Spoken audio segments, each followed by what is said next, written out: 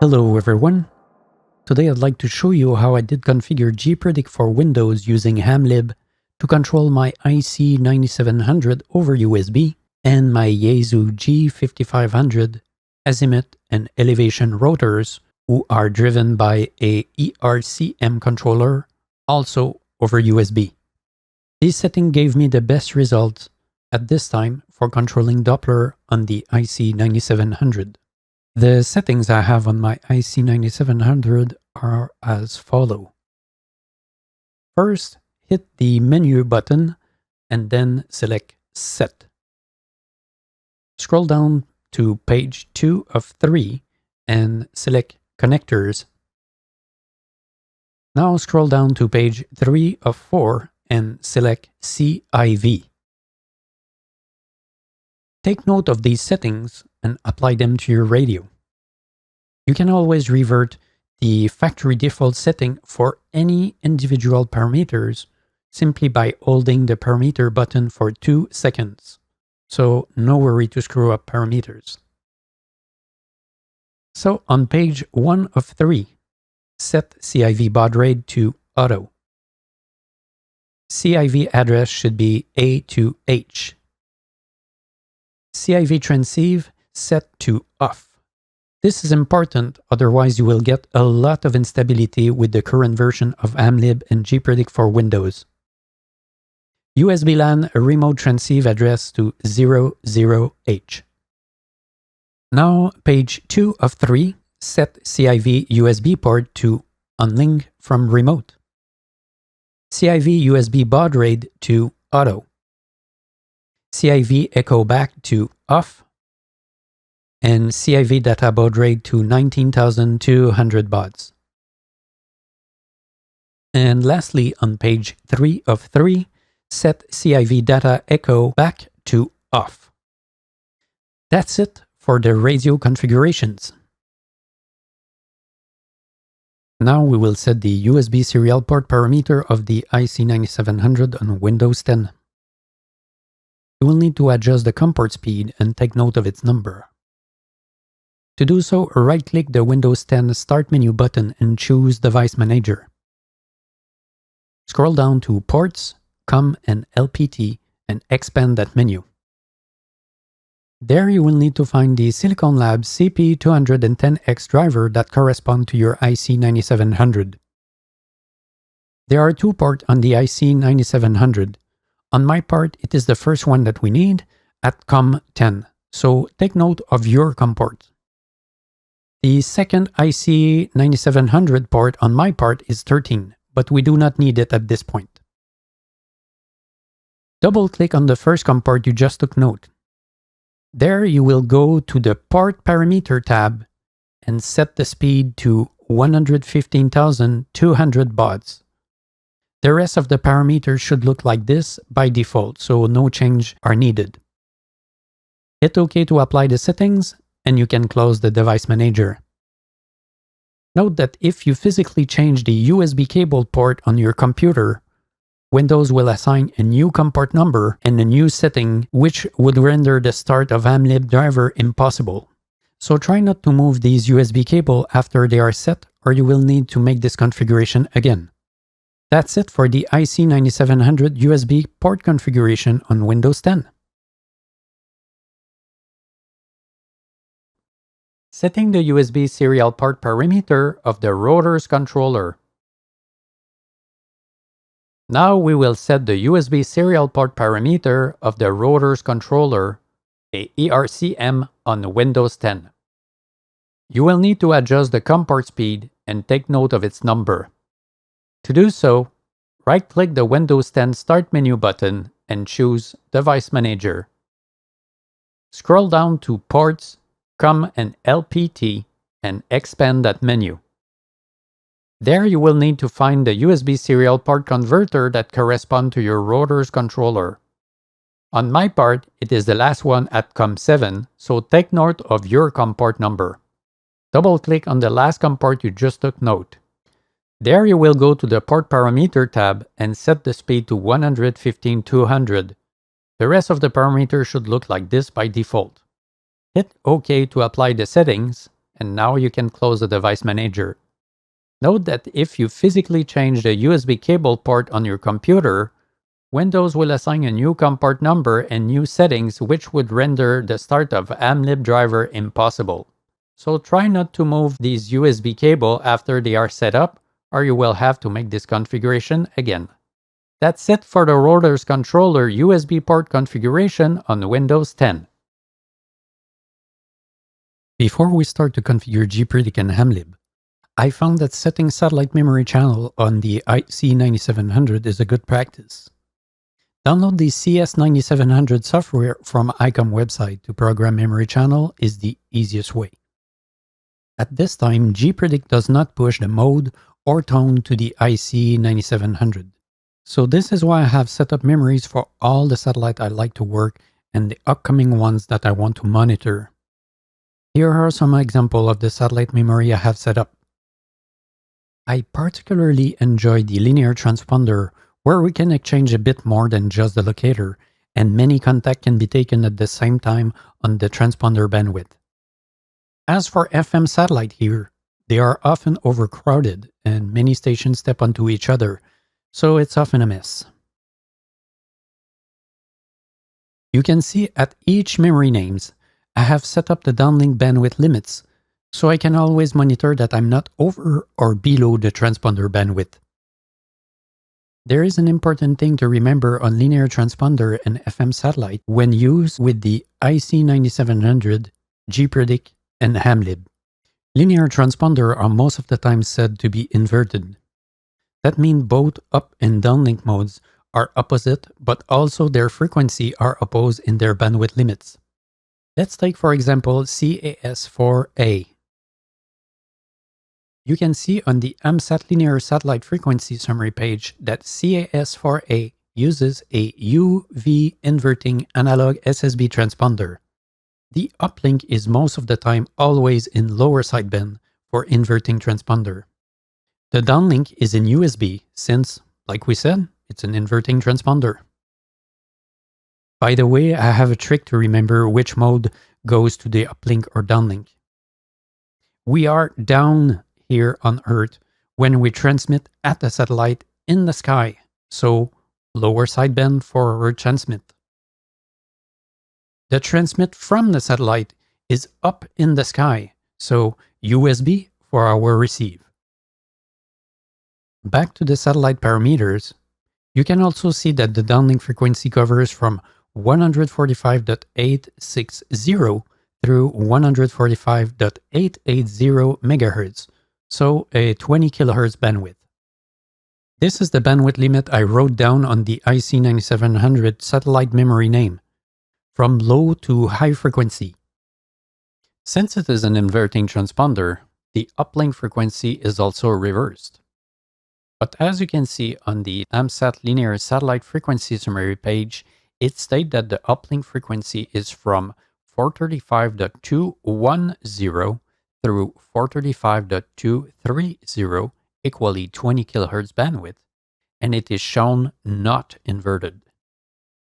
In reality, when you set the downlink frequency memory channel for this satellite at 145.860, the lowest frequency on the downlink, the uplink frequency will be 435.230, the highest frequency on the uplink bandwidth. If you spin the VFO wheel on the radio to the upper limit of the downlink frequency at 145.880, the uplink frequency will show 435.210 on the lower limit of the uplink bandwidth. You could find the middle frequency of a satellite bandwidth and store both up and downlink frequency in memory. It would do the same job. The super important thing to remember is to set the normal reverse button correctly on the IC9700 satellite mode. When you are using an inverting transponder, you need to set the button to reverse. This is the R I have written down at the end of the satellite memory name to remember to push the reverse button. On the other end, when you use FM satellite, you need to put that button to normal. Currently, for a strange reason, Icom does not store that parameter to a satellite memory, and it is always set independently regardless of the satellite time you have programmed in memory. This is really important to remember because if you do not set the normal reverse setting on the radio correctly, you will send the wrong frequency to Gpredict so it can accurately calculate the Doppler shift. If you do not set the normal reverse button properly, you will lose yourself on the satellite transponder for sure, even with Doppler correction engaged. If you follow these instructions, you will get good result in Doppler correction even when you spin the VFO wheel on the radio to chase other station on the transponder. Now we are going to parameter Gpredict. I will assume you have already installed Gpredict for Windows and set up your own satellite modules. On my part, I've created two modules, one for SSB linear transponder and the other one for FM satellite. You can mix any type of satellite you want in a single module. I just like to split SSB and FM satellites separately. I will not show you how to do this at this moment. That will be another video. What I really want to do is to configure the radio and rotors controls. Let's start with the radio. In Gpredict for Windows, go to Edit menu and then select Preferences. On the left side, you will pick Interface. Once on the interface page, you will be sure you are on the Radio tab. Click Add New. Enter a name for that new radio. I called mine 9700_duplex. The host should be localhost and the port 4532. On the radio type drop-down menu, you will pick Duplex TRX. PTT status is left to None. VFO up-down drop-down menu should be set to sub-arrow up and main down arrow because the IC9700 satellite mode has its main VFO as the receive and its sub-VFO as the transmit. The low up and down is left to 0. Those are used for transverter, which we are not using. Leave signaling AOS and LOS unchecked for the moment.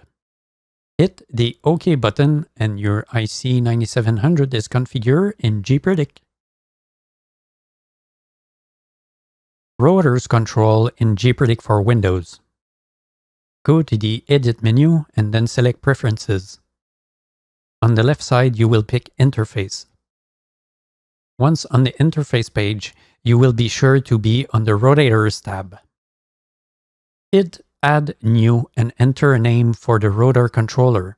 For my part, I named it GS232B. It is the Yaesu standard protocol for the G5500 that the ERC-M module I have can understand.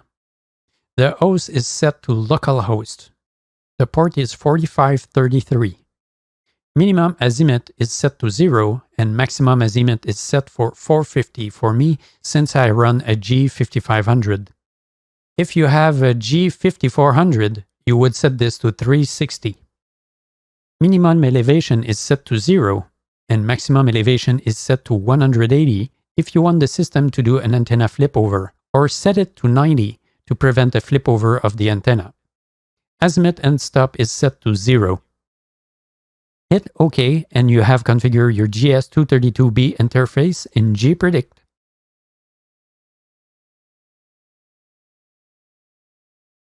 Now we will take a really quick look on how to configure hamlib drivers. Those drivers will be the link between Gpredict, the radio, and the rotors. First, you will need to download the latest daily snapshot of hamlib from SourceForge. The link is below. You will need to download the hamlib git master branch W64 build zip file because we do not really need the full install. Once you have the zip file, you will extract the content of the zip file to any folder you wish to store those files. Once you have extracted the files to the folder of your liking, open the bin folder. In the bin folder, you will right-click on RIGCTLD.exe file and then select Send to Desktop, make a shortcut. You will have a shortcut on your desktop to start hamlib driver for the IC9700.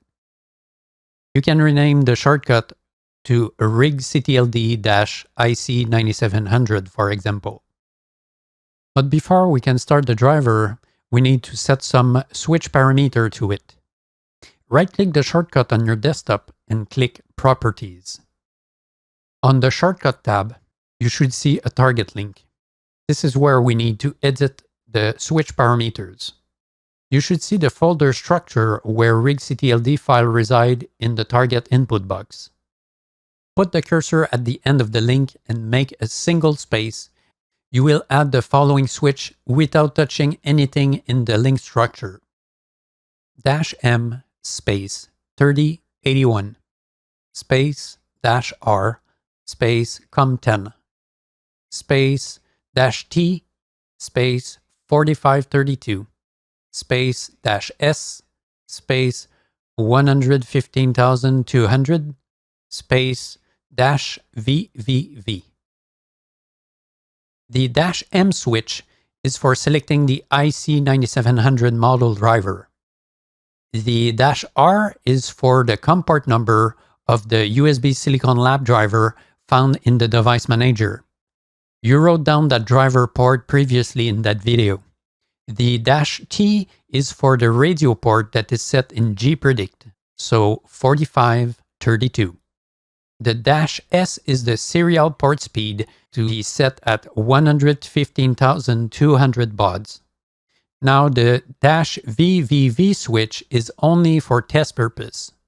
You will need to remove that last switch once RIGCTLD communicate with the IC9700, as it will generate a lot of debugging text that is not needed for normal use. Hit Apply, and then OK. Be sure your IC9700 is turned on and double-click on the shortcut on your desktop. You should see a dust-style window open that will display some information. If you see timeout, hamlib is not communicating with your IC9700. You will need to review all the parameters found in this video. On the other hand, if you only see those lines, RIGCTLD is communicating with your IC9700 and everything is ready for Gpredict to have doppler control over your IC9700. Now that we know that RIGCTLD is communicating with the IC9700, we can remove the -VVV switch.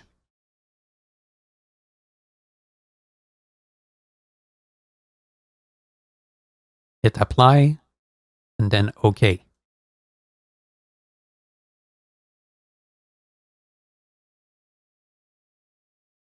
How to configure hamlib for rotors control.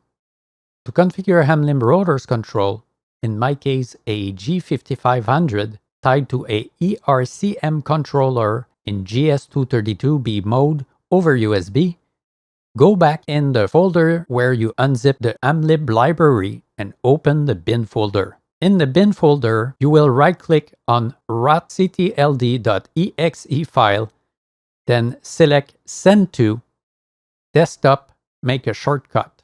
You will have a shortcut on your desktop to start the hamlib driver for your G5500.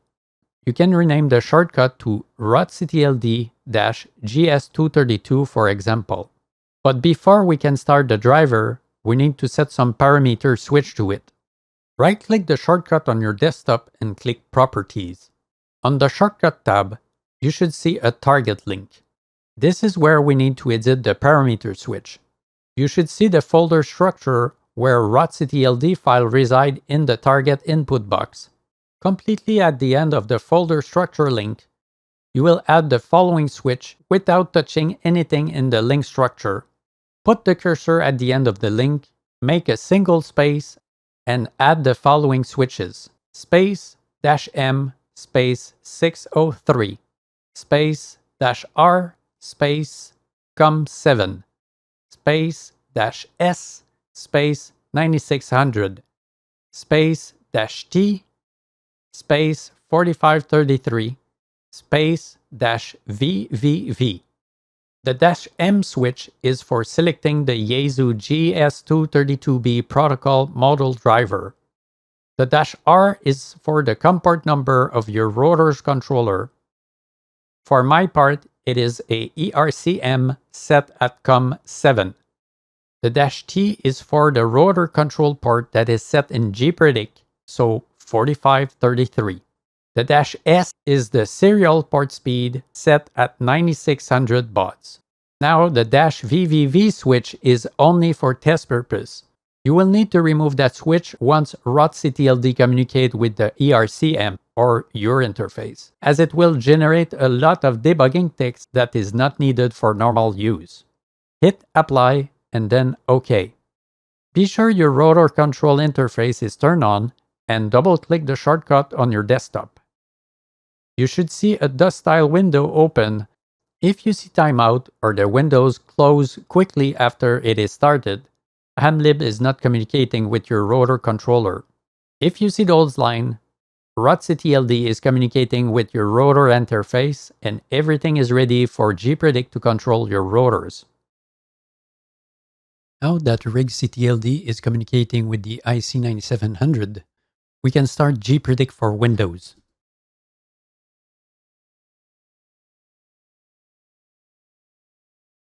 Select a satellite memory you would wish to have Doppler control on your IC9700 memory. Once Gpredict is started, be sure to have the same satellite available in your satellite module. Then drop the menu found on the right side of the satellite module and select Radio Control.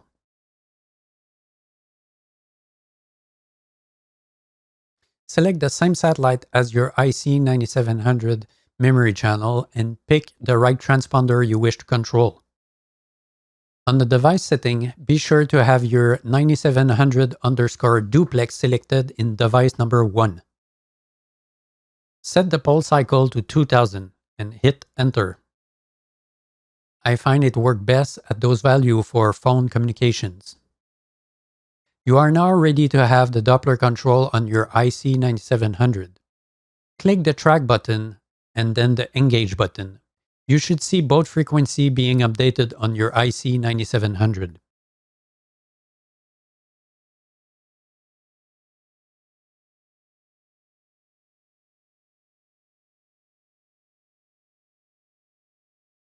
At any time, if you wish to reset the transponder value to the default Gpredict frequencies, simply hit the T button.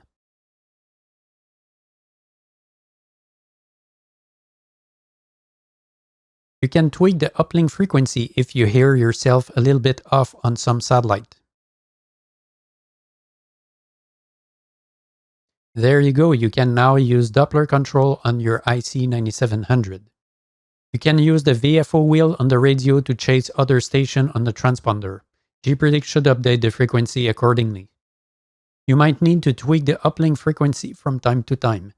I would use the control in Gpredict instead of trying to change the frequency on the radio, as the TX is selected for only half second. It will be difficult to control from the radio. Now that ROTCTLD is communicating with the ERC-M rotors controller, we can start antenna tracking in Gpredict for Windows. Select a satellite memory you would wish to have Doppler control on your IC9700. You will be able to start the Doppler control before or after the antenna tracking has started. Start Gpredict and be sure to have the same satellite available in your satellite module. Then drop the menu found on the right side of the satellite module and select Antenna Control. Select the same satellite as your IC9700 memory channel. On the device setting, be sure your GS232B controller is selected in the device drop-down menu. Set the pulse cycle to 3000 milliseconds. I find it worked best at those values for the ERC-M controller I have with the current set of drivers. You are now ready to have antenna control tracking. Click the Track button and then the Engage button. You should see both azimuth and elevation be updated in the Gpredict rotors control but also on your external controller if you have a display. There you go. You can now use antenna tracking with your rotor controller and Gpredict for Windows. Since I started the production of this video, there's a new switch that can be added to the command line of RIGCTLD. This new method is even more robust and stable. As of the production of this video, it is only available in the daily snapshot files and will also be available in hamlib 4.0 release candidate 3. The -X1 switch is to prevent hamlib from reading the sub-VFO frequency from the radio, which is the transmit or the uplink. There is an important thing to remember though. This switch has to be used with the lock function engaged in the Gpredict doppler radio control. The difference is that both up and downlink frequencies will be tied together, and the uplink will be calculated based on the downlink frequency, whereas with the previous method, both up and downlink were calculated separately and could be adjusted also separately. The way this is going to work is first Gpredict will ask hamlib to read the main VFO frequency, which is the receive or the downlink, then calculate the doppler and write back the corrected frequency to the radio. Next, Gpredict will try to make hamlib read the sub-VFO frequency, which is the transmit or uplink, but since hamlib will ignore that request, hamlib will only write the uplink frequency that has already been calculated based on the downlink frequency because the lock function is engaged in Gpredict radio Doppler control.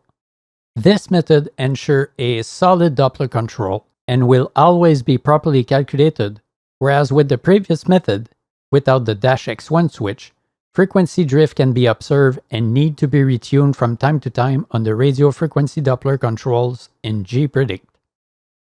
How to run Doppler control on the IC9700 using Gpredict with the hamlib -X1 switch. If you decided to use the -X1 switch in RIGCTLD and use the lock function on the Doppler control in Gpredict, you need to know the following. You can only tweak the downlink frequency if you hear yourself a little bit off on some satellite by using the RIT, Receive Increment Tuning, on the radio main VFO only. Be aware that at this time, the way the IC9700 CIV protocol works requires hamlib to select the main or sub-VFO before reading or writing its frequency. This is why you see both VFO being swapped at each pole.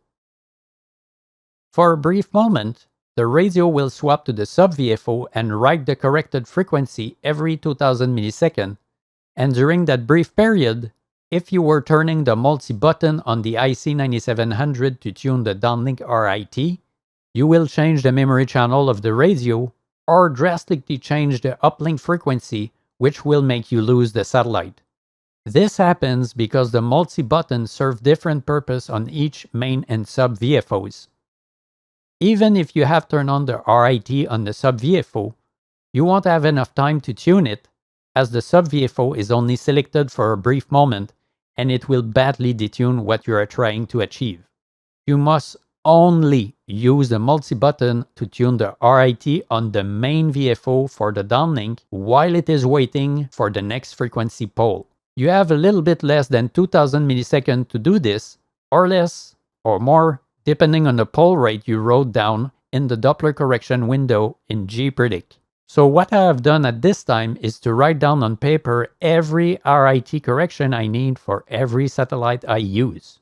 I tune the RIT before I start the Doppler correction. Once the RIT is set up, I hit the track and engage button and it works beautifully. I find my downlink right away on every satellite. At this time, Icom does not give the possibility to save the RIT offset to a memory channel. Maybe in a future upgrade this will be possible. To add the -X1 switch to RIGCTLD command line, simply right-click the RIGCTLD shortcut on your desktop and click Properties. In the Shortcut tab, simply add the following switch to your current switch formatting by adding a single space, then -X space, and then 1. Hit Apply and then OK. You are now ready to use the lock function in Gpredict radio Doppler control. Here is an example of me setting up my RIT on satellite.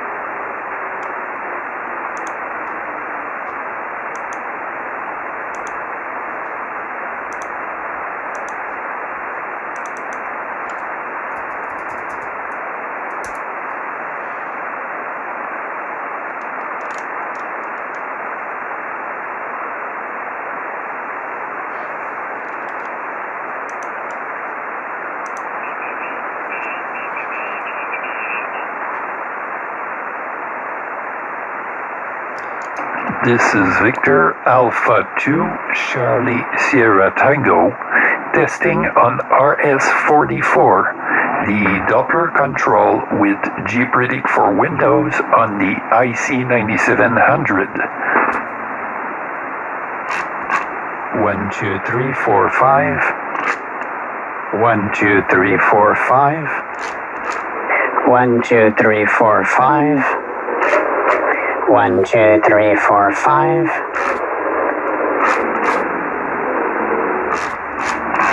1, 2, 3, 4, 5.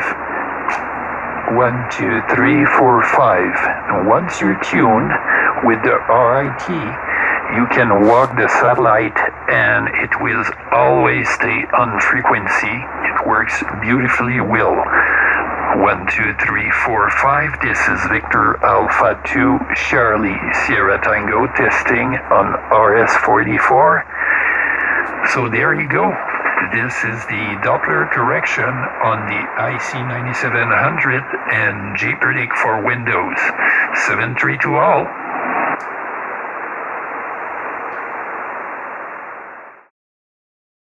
You now have all the information to run the IC9700 for Doppler control and your rotors control on Gpredict for Windows.